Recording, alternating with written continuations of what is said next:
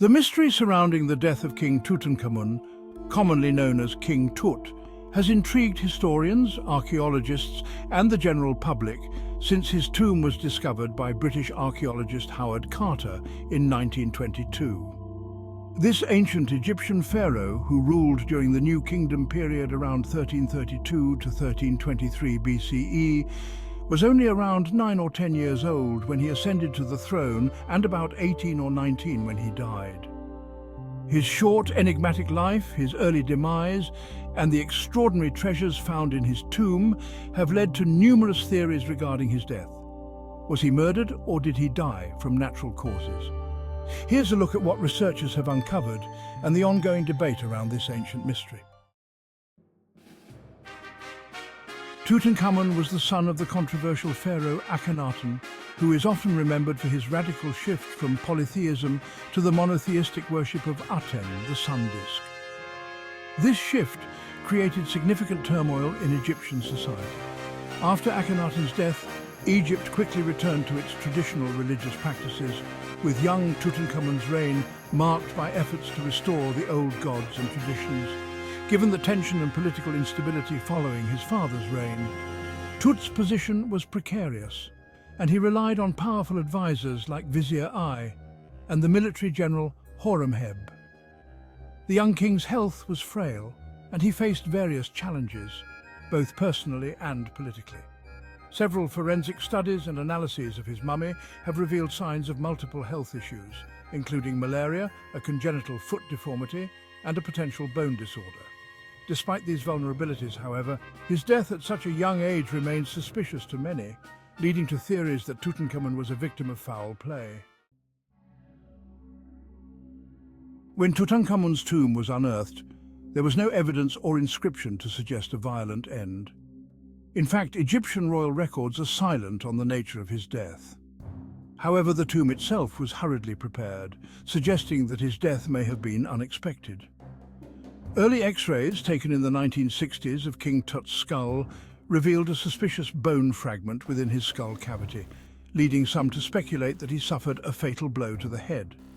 This theory gained traction, with proponents suggesting that Tutankhamun might have been murdered in a palace conspiracy, perhaps involving his advisors or even his successor.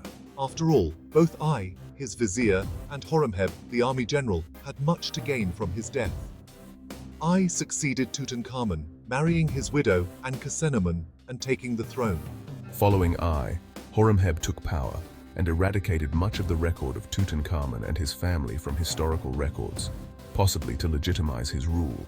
However, subsequent studies have cast doubt on the head injury theory. A CT scan in 2005 found that the bone fragment was likely dislodged during the embalming process or later damage. Additionally, the scan revealed another clue, a fracture in Tutankhamun's left thigh bone. This injury might have resulted from a chariot accident or fall, which could have led to a serious infection. In an age before antibiotics, such an infection could easily have been fatal. Supporting this theory is evidence that Tutankhamun's mummified remains show traces of malaria, which could have worsened his condition, making it difficult for his body to recover from the injury. If Tutankhamun was indeed murdered, who stood to benefit?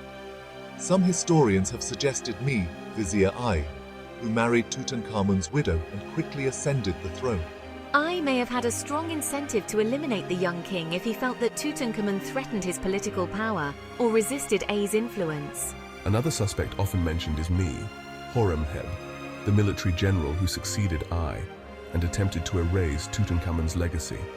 Both Ay and Horemheb held considerable influence in Tutankhamun's court and would have had the means to orchestrate a palace coup. While these theories are intriguing, they lack substantial evidence. Ancient Egyptian royal succession was frequently turbulent, and it was common for successors to legitimize their rule by distancing themselves from their predecessors. Without written records or physical evidence linking these individuals directly to Tutankhamun's death, the murder theories remain speculative. Modern forensic techniques, including DNA analysis and imaging, have provided more clarity regarding Tutankhamun's health. Studies in the past 2 decades have confirmed that he likely had several genetic conditions due to the practice of royal inbreeding, which was common in ancient Egypt to preserve the royal bloodline. DNA tests on Tutankhamun's lineage revealed that he was the product of a marriage between siblings, a practice that contributed to his frail health. The DNA evidence also indicated the presence of malaria, which would have made any severe injury or illness even more life-threatening. Although the chariot accident theory remains a plausible explanation, some still believe the young king's death was suspicious, primarily because of the tumultuous period and the potential ambitions of those around him. Forensic advancements have shed light on his physical vulnerabilities but have not confirmed a definitive cause of death.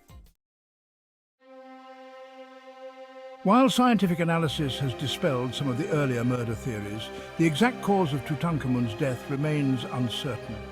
Whether he was a victim of foul play, a tragic accident, or simply succumbed to illness is still open to interpretation.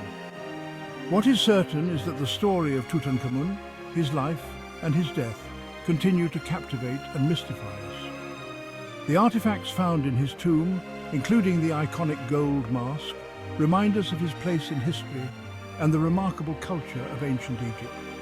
King Tutankhamun's early death may never be fully explained, but his legacy endures, serving as a symbol of ancient Egypt's grandeur and its mysteries that continue to unravel thousands of years later.